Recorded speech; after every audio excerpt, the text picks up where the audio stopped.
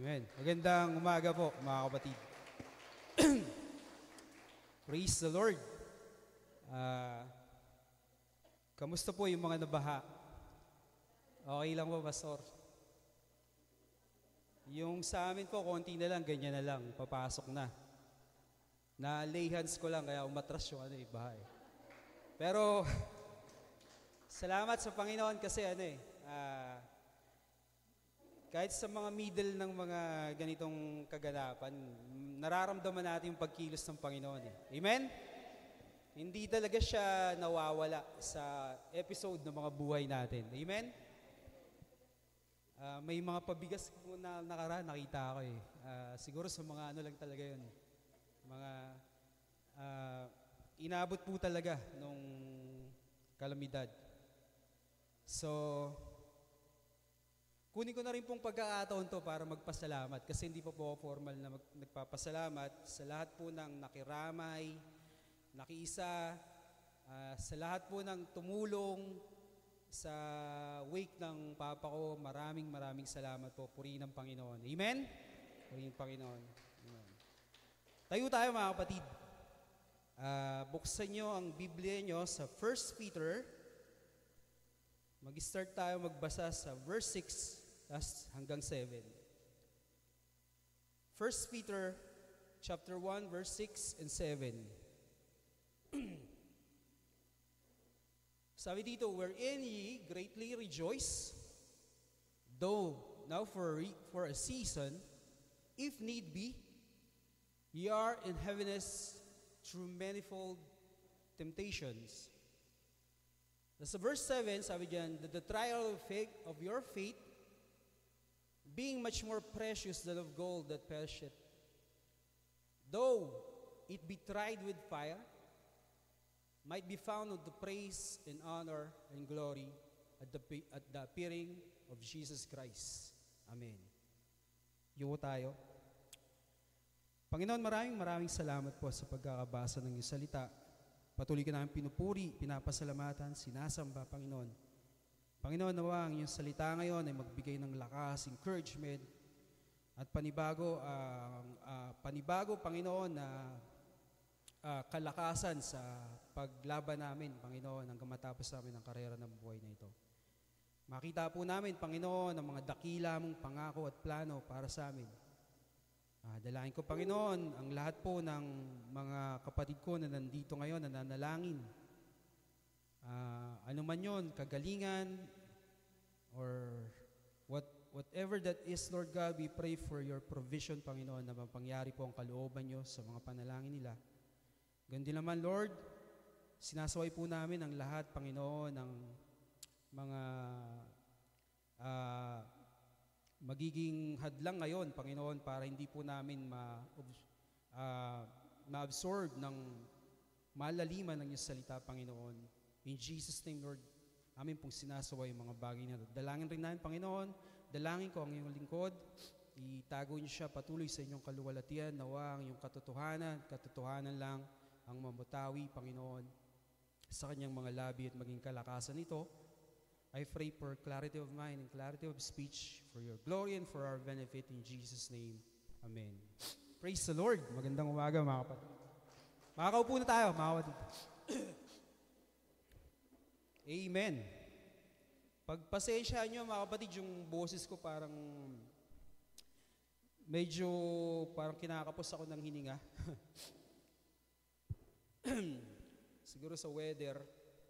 At etong binasa natin, mga kapatid, sa 1 Peter, bigyan natin ng alam niyo, mga kapatid, sa mga binabasa ko pagdating sa sanctification, sa glorification, yung pagiging proseso ng pagpapabanal sa atin ng Panginoon, unto glorification, mga kapatid, lagi kong nakikita, laging may involved na pain and suffering. Amen? Amen. Parang hindi siya naghihiwalay. Lagi siyang nandun. Kung saan yung sanctification, yung topic nun, parang may kaakibat lagi na pain and suffering or trials. Amen? Kagabi mga kapatid, frustrated ako na gumawa ng mensahe. May times parang ayoko na nga, parang gano'n, tumatayo na ako. Kasi kababasa sa scripture dito sa text, wala hong bumabalik sa akin na mensahe kundi yung bagay na yon. Yung issue, yung problem ng pain and suffering. Amen? Ang problema ko kasi mga kapatid sa pagtayo ko ngayon, I don't want this to be about me or about my family sa nararamdaman namin. Amen? Amen. Ayoko mga kapatid, pero in a sense mga kapatid, lahat naman tayo nakakaranas ng ganito. Kasi ang pain and suffering mga kapatid, totoo siya. Amen. Hindi lang siya idea, ito yung nararamdaman natin. Amen? Amen. Ang problema mga kapatid, reluctant ako. Dati siguro nadadaanan ko to mga kapatid, nadadaanan ko yung mga topic dito. Pero meron akong parang reservation na parang hindi sapat yung salita ko dahil hindi naman ako nakaranas pa ng mga ganun katitinding mga pagsubok dun sa taong nakakaranas nun. Amen? Pero in a sense, mga kapatid, ang salita ng Diyos patuloy siya nagbibigay ng comfort, di ba? Tama. Ang mga aspeto ng pain, mga kapatid, marami siya. Amen. Hindi lang siya sa physical. Ang pain sa physical, amen, psychological, spiritual, emotional, amen. Kaya pag tinakil mo ang problema ng pain and suffering, walang maiksing sagot at madaling sagot. Tama? There's no easy answer, saka walang shortcut dito mga kapatid Kaya reluctant akong i-tackle to mga kapatid. Kasi parang wala akong badge para i-tackle to. Parang ganon. Amen. Halimbawa mga kapatid, mayroong isang tao na diagnose, may cancer siya. Iba yung pagtingin ng doktor sa pain na nararamdaman ng taong yon, sa suffering ng taong yon, at sa nararamdaman mismo nung nakakaranas nun. Amen? Siguro ang tingin ng doktor doon, bibigyan lang kita ng gamot para mawala yung sakit mo. Amen? Pero doon sa tao nakakaranas ng pain and suffering, iba po yung konteksto ng pagtanggap nila doon sa sitwasyong yon. Pwedeng mga kapatid, ang nararamdaman ng taong yun, hindi lang sakit sa physical, sabi nga nila, higit pa doon. Amen? Tumatago sa buto. Amen. Tago sa buto. Kasama yung emosyon, di ba? Mga kapatid, kasama yung psychological. Yung mga example ng pain na yun, mga kapatid, katulad nun, mga kapatid. Yung iba dito, takot sa dentista, di ba? Kadalasan, sila talaga yung mga nananakit, no? Pag sumakit yung ngipin mo, hindi pwedeng hindi mo, siguro meron tayong mga iba't ibang level ng ang tawag dito, tolerance, di ba? Sa pain. Pwedeng hindi mo pansinin, kaya mo, pero darating yung oras, hindi mo na siya mapipigilan. Ang problema kasi sa pain, mga kapatid, ang problema sa pain, sa suffering, ang pleasure kasi, mga kapatid, pwede mo siyang ipagpaliban, di ba? Pag maganda yung pakiramdam mo, pag may pleasure ka, maganda yung nangyayari sa buhay mo, may mga pleasure sa buhay mo, pwede mong ipagpaliban minsan Ang problema sa pain, sa suffering, nagdi-demand siya ng attention sa'yo. I-demand niya. Amen. Pag sumakit ang ngipin mo, hindi pwedeng hindi mo bigyan ng attention yan. Pag tumaas ang BP mo at sumakit ang ulo mo, alam na, high blood ka. Actually, kagabi ako medyo mataas yung BP, mga kapatid Ganito kasi yung natural sa ng pain, mga kapatid, ng pain and suffering. Pag ang tao nagsasuffer dito, mga kapatid, parang hindi sapat minsan yung salita natin ng comfort, no? may parang hindi siya valid. Amen? Okay lang yan, kapatid. Okay lang yan. Lalo na pag mababigat yung pinagdadaanan ng kapatid mo. Sabihin sa'yo, okay lang yan, okay lang yan. Minsan alam natin yung mga bagay na makatotohanan. Ang Panginoon, sa Luke, nung namatay si Lazaro, unang binasa ko yun, takang-taka ako. Bakit? Hindi lang siya umiyak eh. Tumangis siya, pero totoo lang, kahit naman nasa malayo siya, kaya niyang buhayin si Lazaro noon nung namatay siya eh. Amen. Tumangis siya, mga kapatid. May naramdaman siyang pain. May naramdaman siyang suffering. At nagdidiman to. Amen? Tingnan mo yung katabi yung sabihin mo, masakit na ba? Hindi pa, pastor.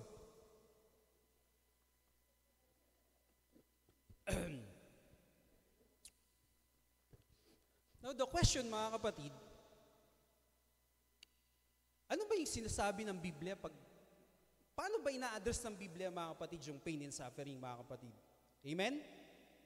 Kasi alam nyo, sa filosofiya ng mga atheists, o yung mga taong di naniniwalang may Diyos, o mga taong naniniwalang walang Diyos, isa to sa mga pinaka-heart ng argumento nila.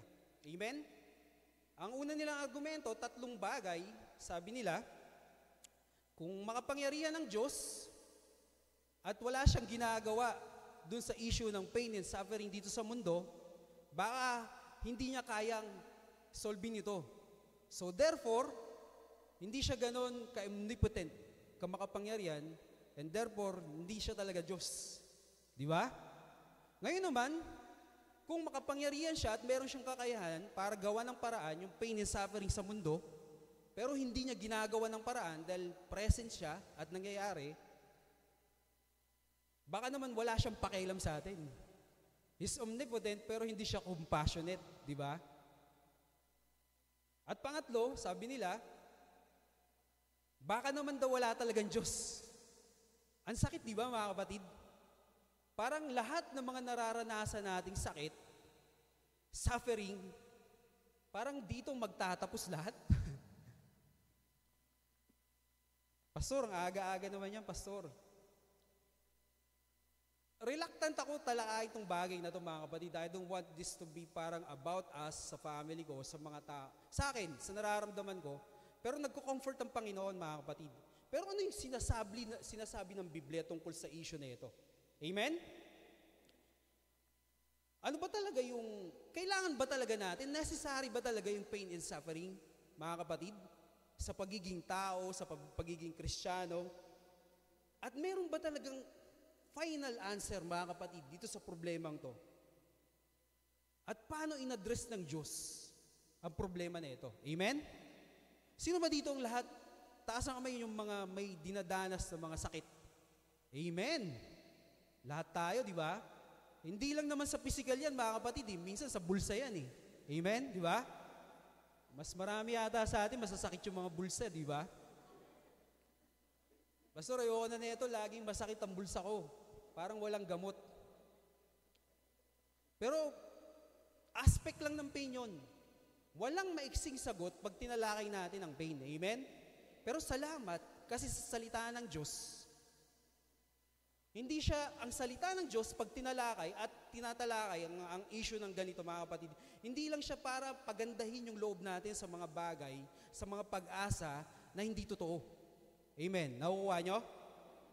Unang-una, mga kapatid, ano ba yung tinuturo sa atin ng pain and suffering? Amen. Tanong mo sa katabi mo, ano ba ang natututunan mo dyan? May natututunan ba dyan, mga kapatid? Parang wala naman, di ba? Wala, masakit lang siya eh. May kabarkada talaga ako, mga kapatid, pag nagkukwento ako ng problema sa kanya, gumagaan yung problema ko. Kasi pag masama yung pakiramdam ko, mas masama yung pakiramdam niya. Parang ganon. At gumagaan na lang yung pakiramdam ko. Mas masama pala pakiramdam eh. Okay lang yan. Siya na lang yung kino-comfort ko, mga kapatid. Pero mga kapatid, ang Biblia,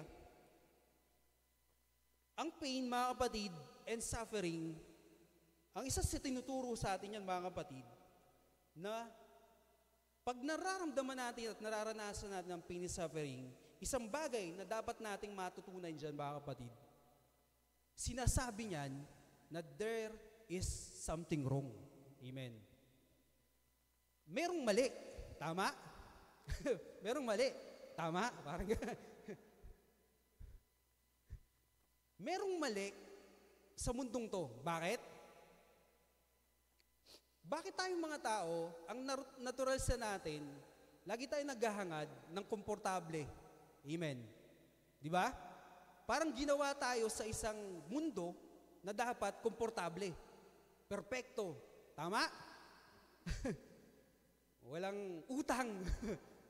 Walang sakit. Hindi nyo ba naisip, mga kapatid, na naglulong tayo sa ganong mundo? At yung sakit ang nagpapatunay nun na may ganong mundo. Ay bakit pa tayo ginawa sa mundo na naghahangad tayo ng mga perpektong bagay pero wala naman tayong makikitang perpektong bagay dito? Saan ang gagaling yon? Amen? Saan ang gagaling yung bagay na paghahangad na yon? Amen? Sabi sa Biblia, sa chapter 8 ng Romans, basahin natin, verse 19 to 21. Ayan, sabi dyan, for the earnest expectation of the creature waited for the manifestation of the sons of God. For the creature was made subject to vanity. Mark that, mga kapatid.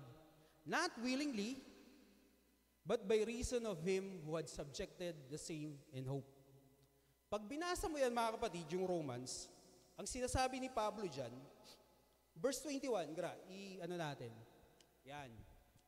Because the creature itself also shall be delivered from the bondage of corruption into the glorious liberty of the children of God.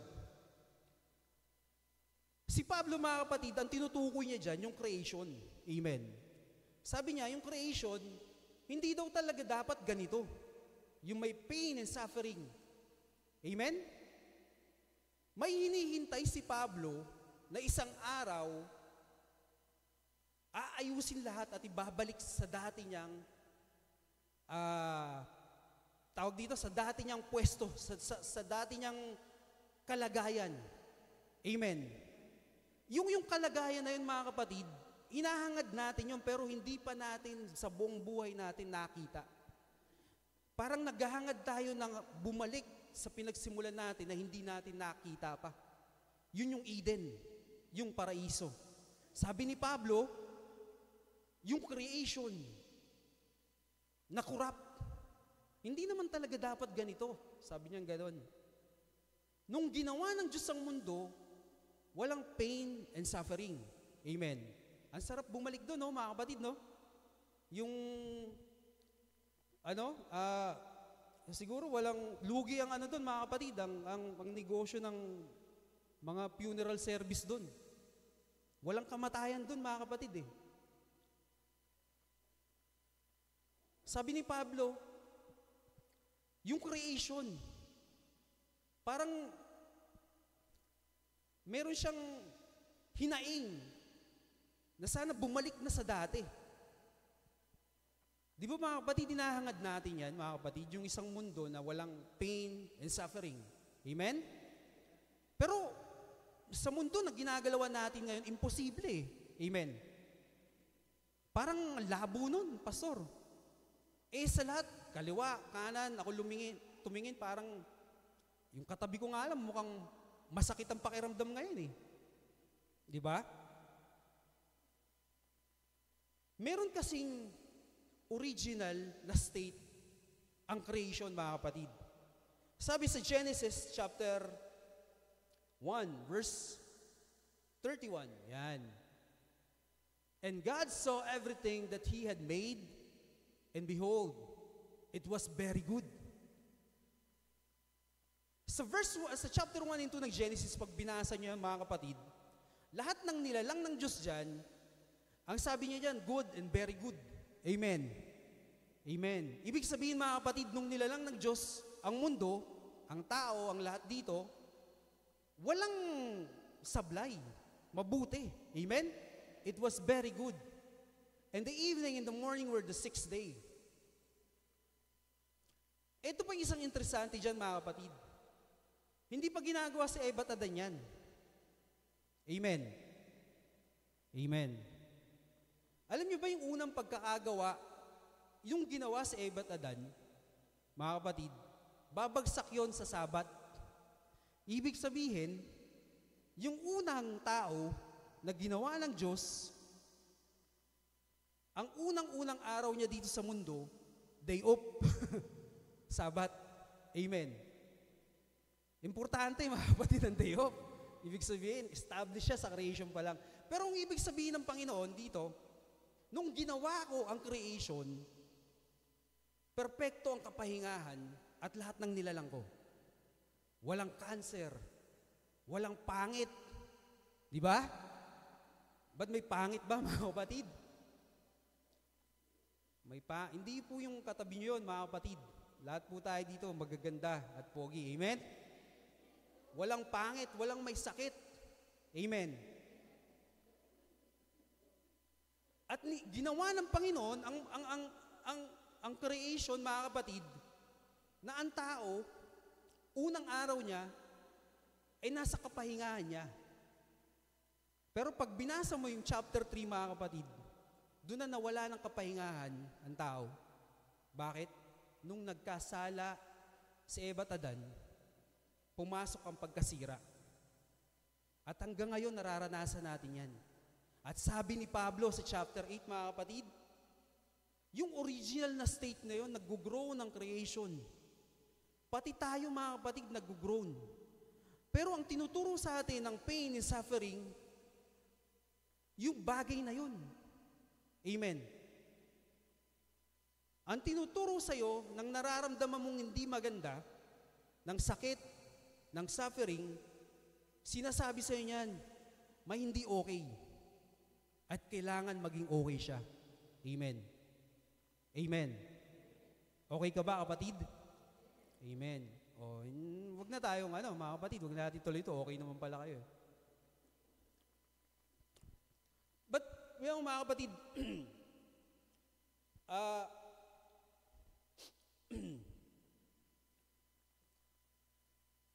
pag tiningnan mo mga kapatid kasi ang mga nangyayari sa mundo, parang ang problema ng tao, nag-iimbento siya lagi ng paraan para ma-eliminate tong mga pakiramdam na pangit na to. Ang sakit, pero hindi mawala di ba? Amen. Tayo nga lang mga kapatid dito pa sa simbahan.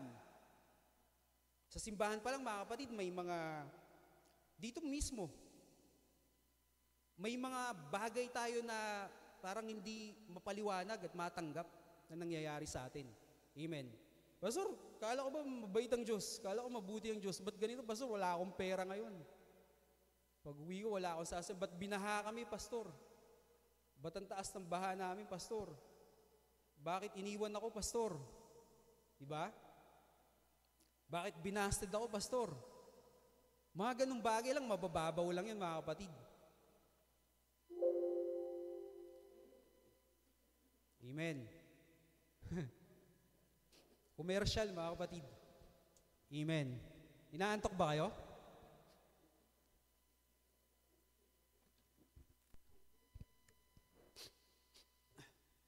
Alam nyo, mga kapatid, yung sakit daw, nakakawala ng antok yun. Amen? Pastor, pwede ba sampalin yung katabi ko para hindi naman gano'n, mga kapatid. I just want your attention. Ang unang-una, itunuturo sa atin ang pain and suffering na hindi okay ang mundo. At merong original state ng pagiging okay ito. At sabi ni Pablo, darating yung time na magiging okay ang mundo. Amen? Mawawala na yung mga beeping matataas. Amen. Yung cancer, mawawala yan. Amen. Purihin ang Panginoon. Amen. Pangalawa, mga kapatid, ang tinuturo ng pain and suffering sa atin, mga kapatid, ito'y temporary at meron siyang purpose. Amen. Pastor, alam niyo ba na ang pinakamasakit na pwedeng mangyari sa isang tao dito, o isa sa pinakamasakit, mga kapatid, yung mag-suffer siya nang hindi niya alam kung bakit siya nagsasuffer? Ano ba yung dahilan bakit ako nag-aaga nito? Alam niyo, marami yung nag-i-snap sa ganun. May times, pag nag-suffer ka, hindi mo alam yung dahilan, hindi mo mahalukay, mahagilap yung dahilan, mandadamay ka na lang. Amen. Di ba? Merong ganun, mga kapatid, nag-i-snap. Magugulat ka, may namarel. Tatanungin yung reason, mayroon kasi akong problema. Ang pain and suffering ng mga Kristiyano, ng mga tao nagligtas ng Panginoon, mga kapatid, meron siyang purpose. At isa pa dito, mga kapatid, yung maganda, temporary lang siya. Amen. Sabi mo sa katabi mo, temporary lang yan, kapatid. Temporary lang yan. Pero masakit eh. Sa 1 Peter, mga kapatid, basahin uli natin yon, chapter 1, verse 6 to 7. Balikan natin. Sabi dyan, wherein ye greatly rejoice. Parang nung binasa ko to parang, magre-rejoice ako sa pain and suffering? Itong mga pagsubok na to? Sa Philippians, mga kapatid, pag binasa mo yung book ng Philippians, ang tema doon, joy. Amen. Nabasa nyo na ba yung Philippians, mga kapatid? Ang tema doon, joy. Ang isang ironic doon, mga kapatid, nung sinulat ni Pablo, yung nakakulong sila. Pero ang tema ni Pablo nung sinulat niya yung Philippians, joy. Sabi dito kasi, parang hindi siya nagsaswak, no? Parang counterintuitive siya kung tawagin, na bakit ako magre-rejoice sa suffering and pain? Ano, masokista? Di ba? Sabi niya, down now for a season. Amen. Meron lang pala siyang season. Meron lang pala siyang oras at matatapos din. Amen. Alam mo, mga kapatid, pag nakaramdam ka ng sobrang sakit at natapos yung sakit na yon, ano yung mangyayari sa'yo, mga kapatid? Siyempre, matutuwa ka. Amen? Sino ba naman taong hindi matutuwa pag natapos yung sakit niya? Amen? Ang kagandahan dito, mga kapatid, yung pain and suffering na sinasabi ni Pedro dyan, though now for a season, may season lang siya. Pero hindi tayo exempted. Ibig sabihin, mga kapatid, kahit anong gawin mo dito sa buhay mo, may season kang dadaanan ng pain and suffering, whether you like it or not. Pastor, necessary ba talaga yan? Baka naman pwedeng talo na lang, Pastor, tapos doon na lang kaagad sa... May purpose kasi, mga kapatid. You are in heaviness through manifold temptation. Verse 7, ang sabi doon, that the trial of your faith, being much more precious than of gold that perishes, mas precious pa siya sa ginto, though it be tried with fire, might be found unto praise and honor and glory at the appearing of Jesus Christ. Ang pain and suffering, may season lang siya. Ang katapusan niya, yung pag-appear ng Panginoong Jesucristo. Amen? Hindi ba pwede, Pastor, jump na lang tayo doon para matapos na to? Ay, mga kapatid, nag-uusap kami ni Mayan nung panahon na may laban kami. Etong July na to, mga kapatid. Sabi ko, pwede bang matapos na lang itong July na to? Lord, ang bigat kasi ng laban namin. Parang ganon. Alam niyo, mga kapatid, may purpose ang Panginoon. Bakit pinapadaan ka sa ganon eh? Una, alam mo na may mundo na original na walang pain and suffering.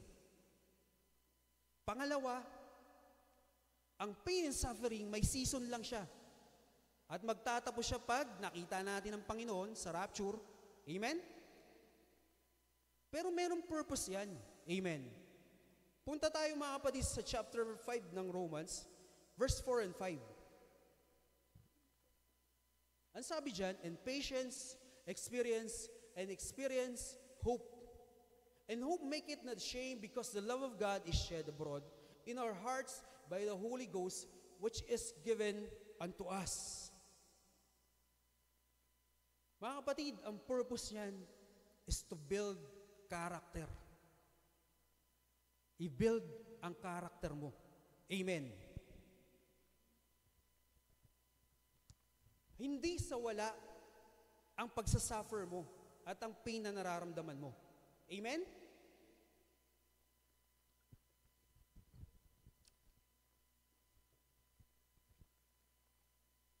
Parang hindi tayo sumusuntok dito sa hangin, mga kapatid. Amen. Lahat may tinatamaan.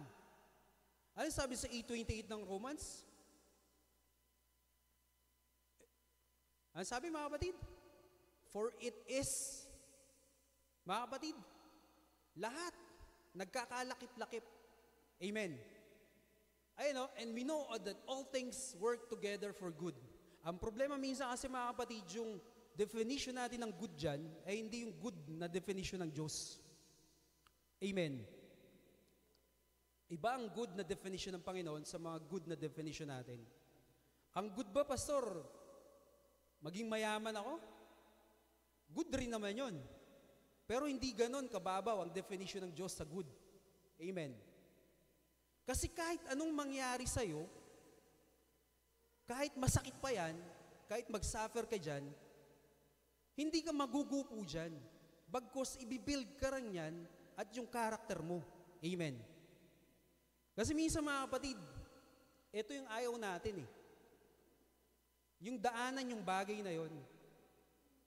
Pero tingnan mo, mga kapatid, ang mga trials, ang pain and suffering, nagpuproduce yan, mga kapatid, ng mga prutas sa buhay natin. At kailangan mo yung prutas para makatawid ka dito sa race, mga kapatid. Amen. Ang sabi dyan, mga kapatid, according to His purpose. Not according to our purpose, but His purpose. Sabi sa James chapter 1, verse 2 to 4, my brethren, count it all joy when you fall into diverse temptations, knowing this, that the trying of your faith worketh patience. Amen. Patience, mga kapatid, sa ibang translation, sabi dyan, endurance. Etong patience, mga kapatid, hindi ito lalabas at walang ibang paraan para lumabas ang patience para subukin ang iyong patience. Amen. Kung nananalangin ka ng pasensya, mga kapatid, alam mo, mga kapatid, napansin nyo ba pag yung tao nananalangin ng kapayapaan? May tinanong yung isang pastor, ano yung pikit mo yung mata mo. I-vision mo nga yung isang lugar na mapayapa, yung magpapahinga ka. Hindi kayo, mga kapatid, baka pinipikit nyo yung mga mata nyo ngayon. Lahat ng mga tao na sinabihan niya, ang mga vision na nakita nila, parang mapayapang lawa, nasa tabing dagat, nakahiga, tapos naglalakad sa isang magandang gubat. Ang unang-unang makikita nyo, pag pinag-uusapan yung kapayapaan, ang unang tinatanggal yung mga tao. Laging mag-isa lang siya doon. Laging mag-isa lang. Wala siyang kasama. Ang definition natin ng kapayapaan, ganun, mga kapatid eh. Amen? Mapayapa ako pag wala ka. Kapatid, mapayapa ang pakiramdam ko pag wala ka sa tabi ko. Hindi po ganyan ang kapayapaan. Ang kapayapaan, mga kapatid, kahit nasa gitna ka ng turmoil, mararamdaman mo yun. Ganyan yung pasensya. Ang pasensya, mga kapatid, hindi yan lalabas pag walang mga bagay o mga tao na magsusubok sa pasensya mo. Amen. Yang temptation, trials, yang pain, mga kapatid, mahirap siya. At hindi siya madaling may mga bagay na sana mga kapatid, no? Pag pinag-usapan natin 1 plus 1 equals 2, ganun lang yung solusyon.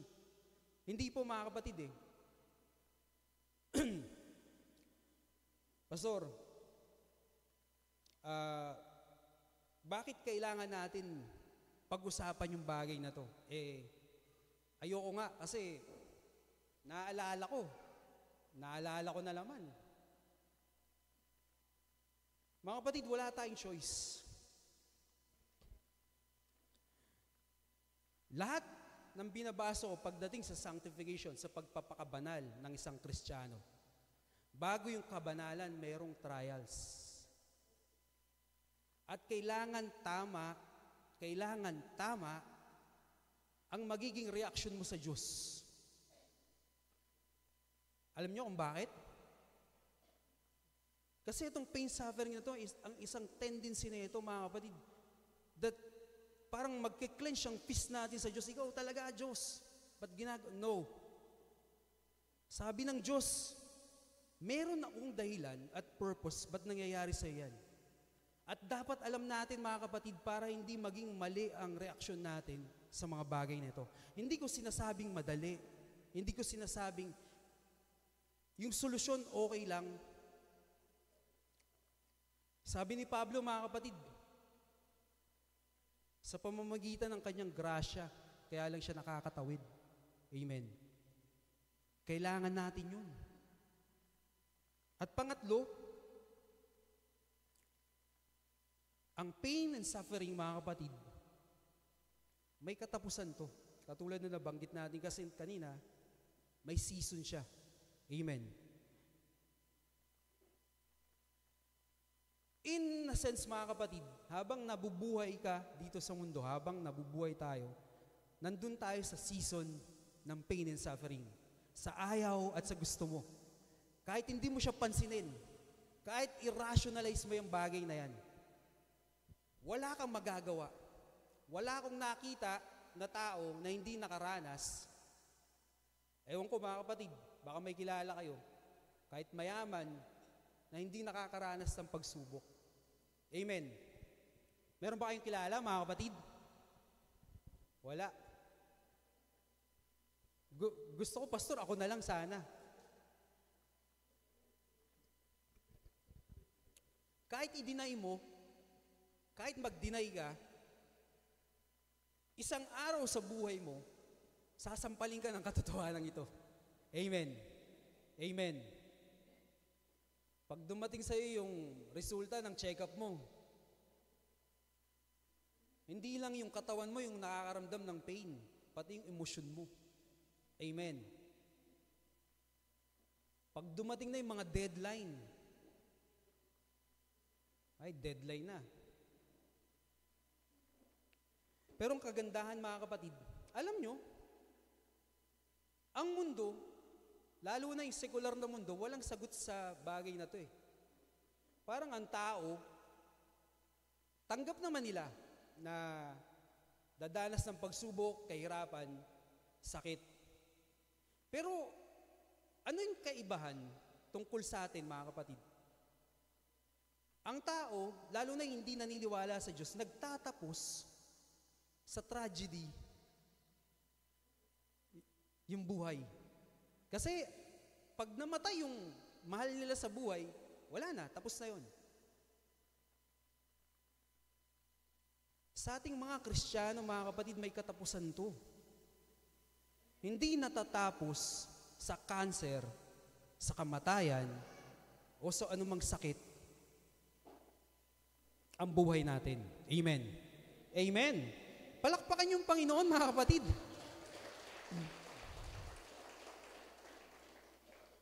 Kasi kung doon nagtatapos ang lahat sa atin, huwag na tayong magsimba lahat dito. Walang silbing ginagawa natin dito. Amen? Ang sabi sa 1 Peter 1:7, balik mo nga yun, Gra. Ang sabi dyan, mga kapatid, the trial of your faith being much more precious than of gold that perisheth, though it may be tried with fire, might be found unto praise and honor. Merong reward, mga kapatid, and glory. Ito yung mga kapatid na magsisignal na tapos na ang lahat, at the appearing of Jesus Christ. Amen. Amen. Gusto mo ba mga kapatid matapos yan? Ang katapusan niyan yung pagkikita natin ng Panginoong Hesus. Amen. Amen. Praise the Lord.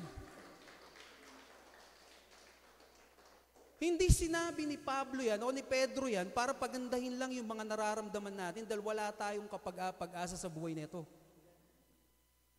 Sinabi ni Pedro yan, actually pag binasa mo mga kapatid ang statement ni Pedro dyan, ang statement niya dyan parang sigurado siya at nangyari na.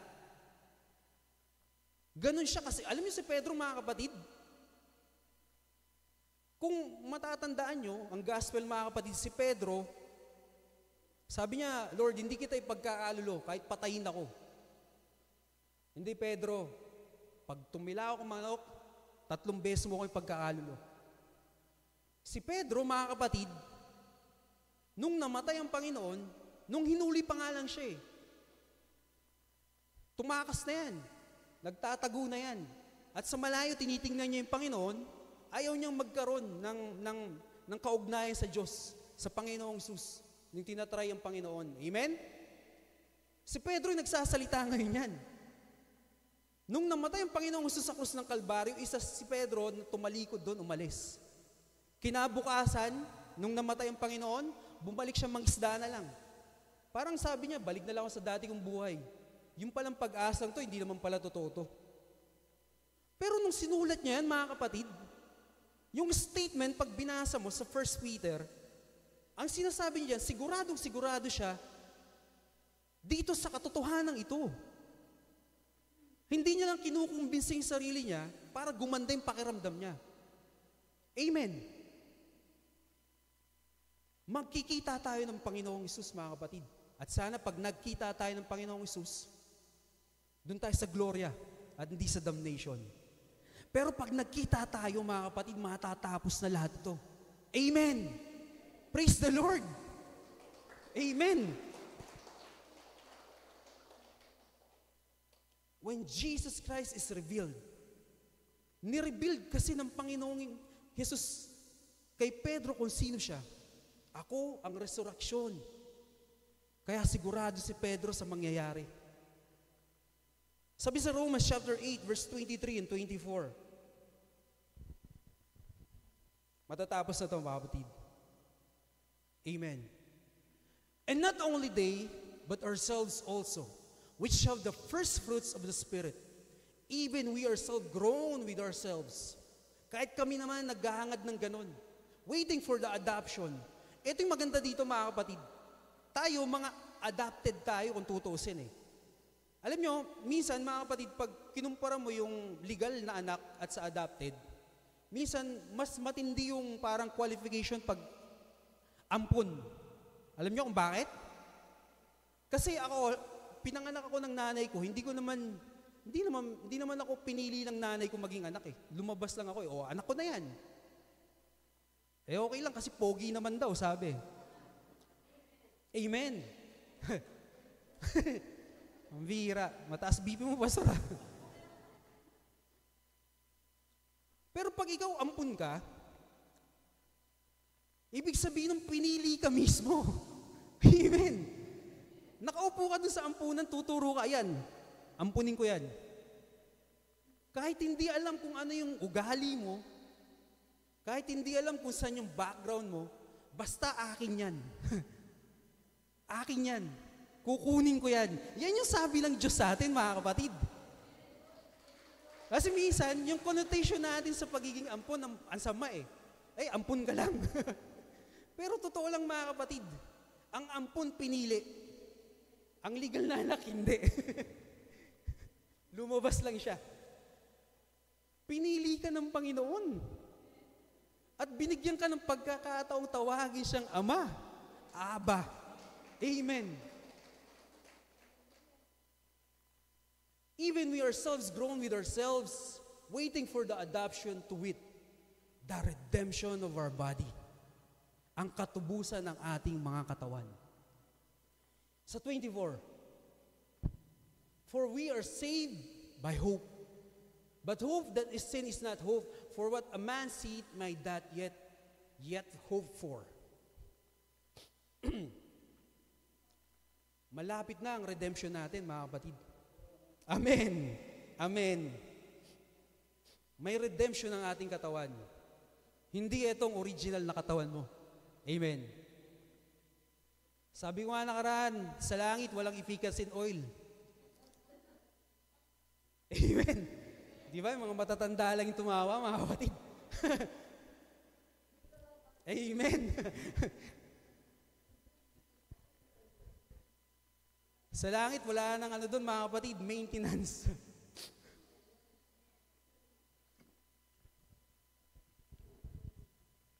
Sa langit, mga kapatid, walang sementeryo. Kasi yung ipapalit na katawan ng Diyos sa'yo, hindi na mamamatay. Hindi magkakasakit. Amen. Hindi ko alam kung magugutom pero kumakain kasi yung Panginoon eh. Siguro, kung gusto mong kumain, makakain ka pero hindi ka makakaramdam ng gutom. Pwede, di ba? Kaya yung anak ko, okay siya dun, mga kapatid eh. Tinatanong niya mismo, Dad, sa heaven ba may pagkain? Meron kasi may salo-salo tayo dun eh. Di ba? Hindi ko lang alam kung makakaramdam ka ng gutom. Pero isang bagay doon, makakakain ka pa rin. Hindi ka na nga alam magkakaroon, tataas yung uric acid mo. Hindi na tataas yung presyon mo. The redemption of your body.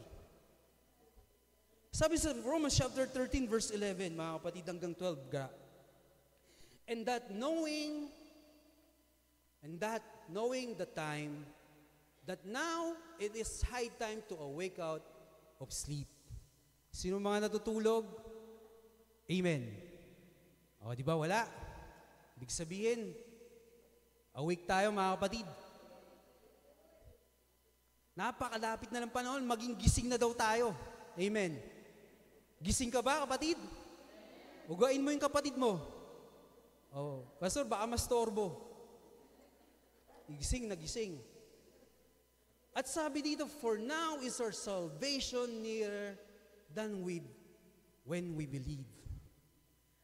Sabi ni Pablo, mga kapatid, sa Romans, that was more or less 2,000 taon nang nakakaraan. Ang pakiramdam ni Pablo, malapit na ang redemption natin. Mas malapit na ngayon. Mas malapit na ngayon, mga kapatid. Amen. Hindi ba kayo natutuwa? Amen. Pastor, ang dahil ko pang gagawin. Amen. Mga kapatid, if you're not longing for this day, you have to check your motive if you're okay in front of God. Kasi sabi ko mga kanina, mga kapatid, ang mundo, ginawa tayo hindi para sa mundong to. May mundong perpekto, walang pain and suffering. Yan ang original state na mundo ng ginawa ng Diyos. At doon niya ibabalik ang lahat. Amen. Amen. Huwag kayong malungkot, mga kapatid, pag magtatapos ang mundong ito. Dahil ang katapusan ng mundong ito ang pagsisimula ng kaharian ng Diyos. Amen. Amen. Praise the Lord. At siguro tatapusin ko dito, mga kapatid. Sabi ko kanina, mga kapatid, alam nyo, hindi naman ako ma-emotional na tao, mga kapatid. Nung dumaan kami sa trial, ngayong July, kinausap ko si Mehan, tapos umiiyak ako, sabi ko, pwede ba ipanalangin natin matapos na itong July? Nakakapagod yung laban sabi ko. Napapagod tayo, mga kapatid, pag may mga laban tayo, di ba? Ganun talaga, natural yun. Kung relax ka lang, walang labanan. O baka nandun sa kabila ka. Parang ganun. Sabi ko, pwede bang talunan na lang natin to? Talon na lang tayo. Kasi, pwede ba pagising ko, August na. Amen.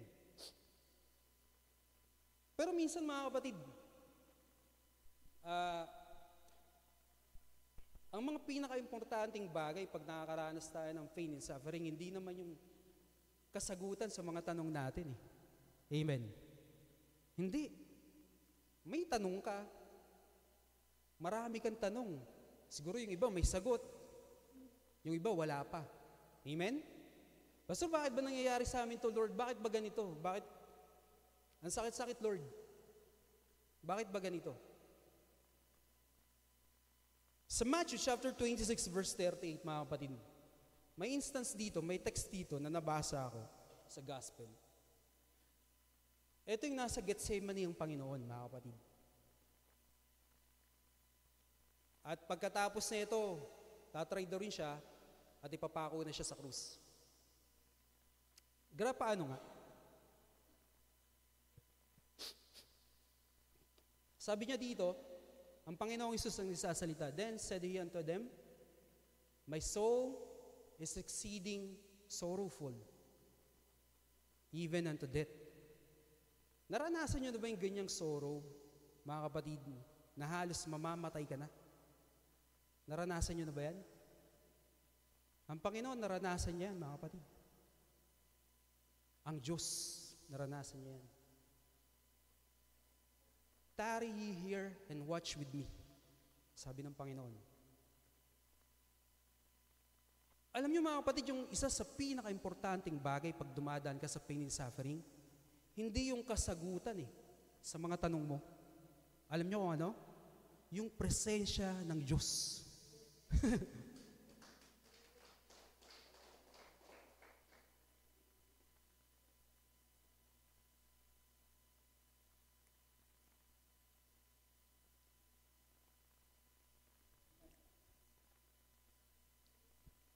Yung presensya ng Diyos yung magtatawid sa iyo doon, hindi yung sagot. Amen.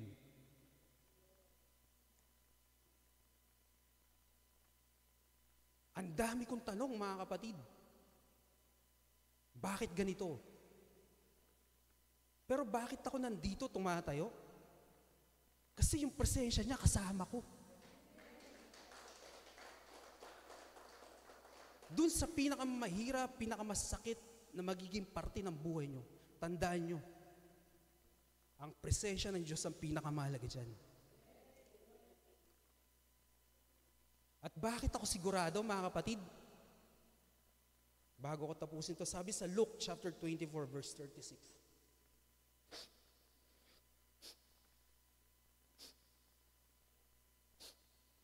Sabi dyan, "And as they thus spake, Jesus himself stood in the midst of them, and said unto them, Peace be unto you." Yung verse na yan, mga kapatid, matatagpuan niyan sa Luke chapter 24 verse 36. Pagkatapos magpakita ng Panginoon sa mga disipulo na siya'y nabuhay na mangumuli sa mga patay. Alam niyo ba ang ibig sabihin talaga ng Panginoon sa "Peace be unto you"? Bakit ako sigurado na magtatapos ang pain and suffering? Sabi niya dyan sa mga disipulo, etong resurrection ko ang magiging kapayapaan nyo. Peace be unto you. Pinakita niya yung kamay niya at yung katawan niya sa mga disipulo na tumalikod, nagkalulo, nawala ng pag-asa dahil akala nila sa krus nagtapos ang Panginoong Hesus. Kasama ng mga pag-asa nila nawala. Nagpakita ang Panginoon, buhay siya. Ang sabi niya, etong resurrection ko ang magiging kapayapaan nyo na ngayon. Kaya mapayapa ako, kapatid. Alam nyo, reluctant talaga ako pag-usapan to because I don't want this thing to be about me or about my family. Pero lahat tayo, mga kapatid, nakakaranas ng pain and suffering. Totoo lang mga kapatid, ito yung magtatawid sa atin. Itong kapayapaan ng resurrection niya at presensya niya sa mga pagsubok. Purihin ang Panginoon mga kapatid. Hallelujah, Jesus Christ the Lord. Tayo tayo mga kapatid.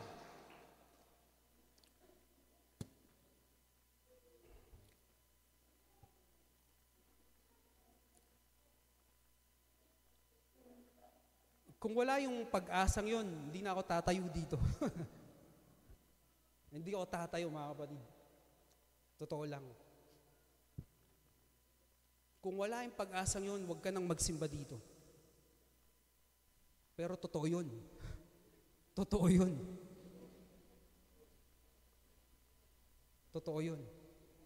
May katapusan ang ating mga paghihirap at sakit. Siguro, iba sa atin dito, this will not be sufficient in the sense that nandun ka sa pagsubok. Pero maniwala ka kapatid.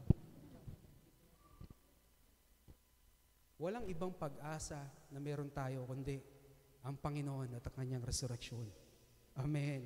Purihin ka, Panginoon. Hallelujah.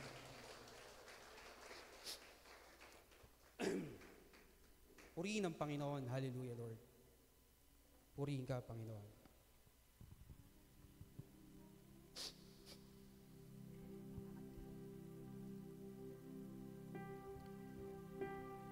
Meron tayong aawitin, mga kapatid, kung familiar kayo, sabayan niyo yung ating mga awit.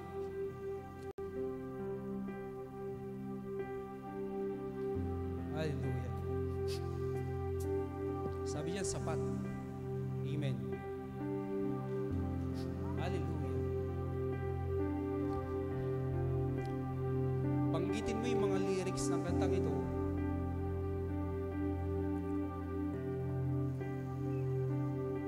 Banggitin mo na, you mean it. Parang ganun. Hallelujah, Jesus. Purihin ka, Panginoon. Hallelujah, Jesus.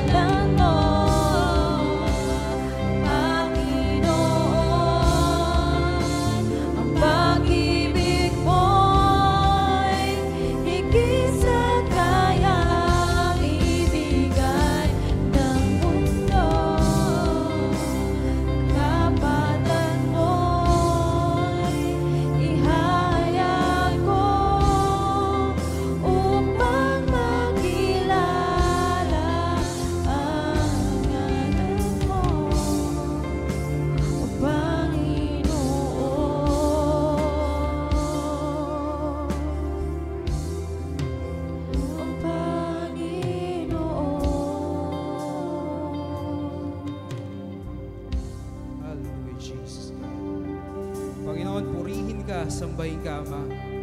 Hallelujah, Jesus, Lord. Dakila, tapat. Panginoon,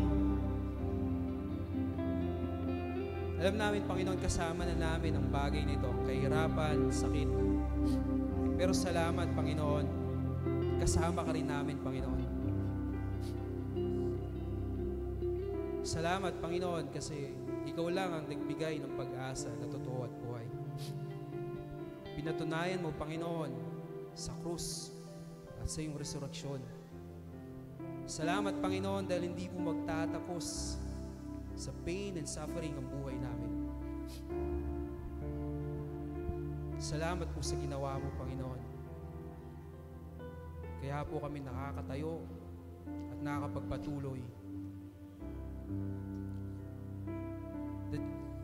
Dahil you overcome, Panginoon, na ang mundong ito, Panginoon. We pray, Panginoon, naman na mga salita mo ay patuloy magpaalala, magpalakas. At nawa, Panginoon, kung kami nandoon sa pagsubok, kung kami ngayon, Panginoon, nakakaranas, Panginoon, ng sakit, suffering, we pray, Panginoon, huwag niyo po kaming iwanan, bitawan. Pinangako niyo yung Panginoon. You'll never leave us nor forsake us, Lord.